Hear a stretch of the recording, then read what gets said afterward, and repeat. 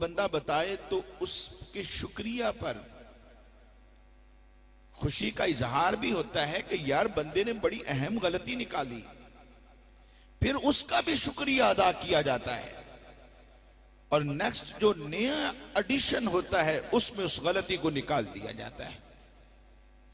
اس دنیا کائنات میں بے شمار کتابیں لکھی گئی ہیں، 1400 سال سے یہ سلسلہ چلتا آ رہا ہے، اور آج بھی مختلف رائٹرز ہیں جو کتابیں لکھ رہے ہیں، موضوعات مختلف ہیں، پی ایچ ڈی کرنے والے تھیسس لکھتے ہیں اور اس کے اوپر کام کرتے ہیں، اور جب وہ لکھ لیتے ہیں تو کئی لوگوں کو پڑھنے کے لیے دیتے ہیں، جو غلطیاں ہوتی ہیں وہ نکل جاتی ہیں، لیکن پھر بھی احتمال باقی رہتا ہے، ممکن ہے کہ اس نئے ایڈیشن میں بھی کوئی غلطی رہ جائے، اگر آ جائے تو پھر اسے بھی دور کیا جاتا ہے۔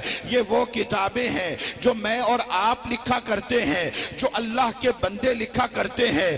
اس آسمان کی چھت کے نیچے ایک کتاب ایسی بھی ہے جس کے نازل کرنے والے نے رب کائنات نے خود فرمایا ہے، اس کتاب کی ابتدا میں فرما دیا ہے ذالک الکتاب لا ریب فیہ، یہ وہ کتاب ہے جس میں غلطی تو بڑی دور کی بات ہے، اس میں تو کسی شک اور شبہ کو بھی گنجائش نہیں ہے۔ اور فرمانے والا کون ہے؟ اللہ رب کریم ہے، جو ہم سب کو پیدا کرنے والا ہے، جو انبیاء کو اپنے بندوں کی رشد و ہدایت کے لیے اس زمین پر بھیجنے والا ہے، جو ہمیں رزق دینے والا ہے، جو طرح طرح کی نعمتوں سے اس دنیا کائنات کو سجانے والا ہے، وہ رب کریم ہے، جو اس کتاب کو مصطفیٰ جان رحمت کے قلب اطہر پہ نازل کرنے والا ہے۔ ذرا سوچو تو صحیح، جس رب نے ہمیں حسین و جمیل بنایا ہے، وہ کتاب کو نازل کرنے میں کیسے غلطی کر سکتا ہے؟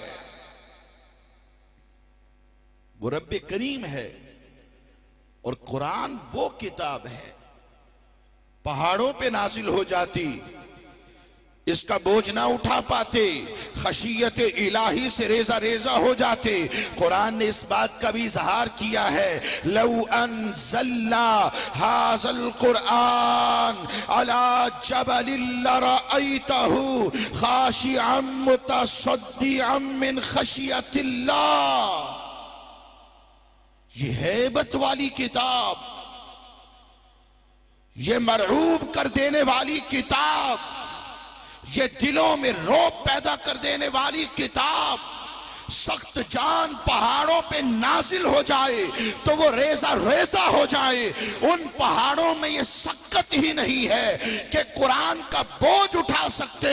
رب کریم نے ایسی ذات کو منتخب کیا کہ جس کا دل جو ہے پہاڑوں سے بھی زیادہ طاقت رکھنے والا ہے۔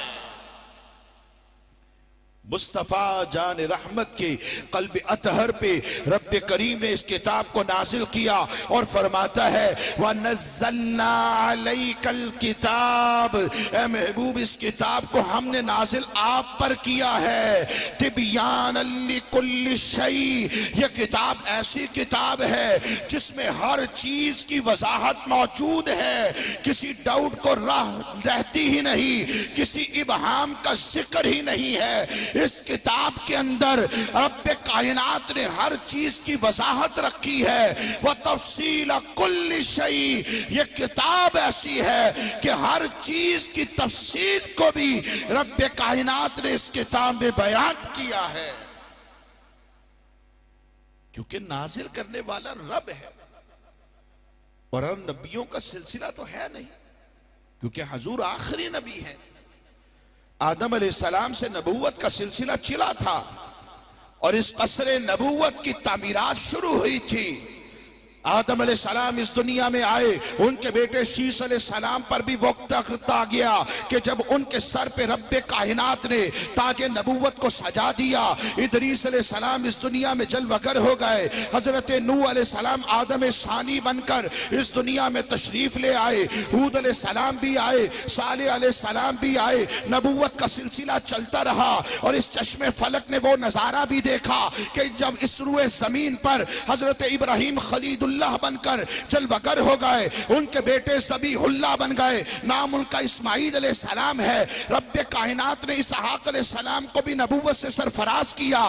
بنی اسرائیل کے جتنے بھی انبیاء آئے حضرت اسحاق علیہ السلام کی اولاد سے آتے ہیں۔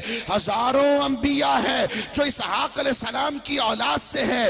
اس حوالے سے انہیں ابو الانبیاء بھی کہا جاتا ہے۔ وہ وقت بھی آیا کہ جب اس روئے زمین پر حضرت عیسیٰ علیہ السلام نے آنکھ کھولی، بن باپ کے اس دنیا میں تشریف لے آئے۔ ان کے جانے کے بعد جب وہ آسمانوں پر اٹھا لیے گئے، کیونکہ وہ ابھی بھی زندہ ہے، اور قرآن اس بات کی گواہی دے رہا ہے بل رفعہ اللہ الیہ۔ اور ان کے بعد وہ سلسلہ تھا جو نبی محترم کے آنے کا تھا۔ میرے حضور سب سے آخری نبی بن کر اس دنیا میں جلوہ گر ہوئے۔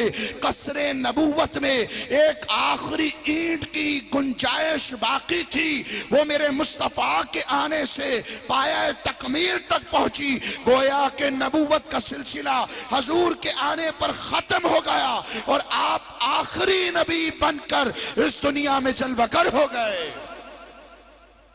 اور آپ کے بعد اب نبوت کا سلسلہ نہیں، علماء ہیں جو وارث انبیاء ہیں۔ العلماء ورثۃ الانبیاء، کیونکہ وہ علم جو مصطفیٰ نے دیا ہے، وہ قرآن جو مصطفیٰ نے دیا ہے، وہ شریعت جو مصطفیٰ نے دی ہے، وہ دین اسلام جو رب کا پسندیدہ دین ہے۔ اور قرآن کہتا ہے وَرَضِيتُ لَكُمُ الْإِسْلَامَ دِينًا۔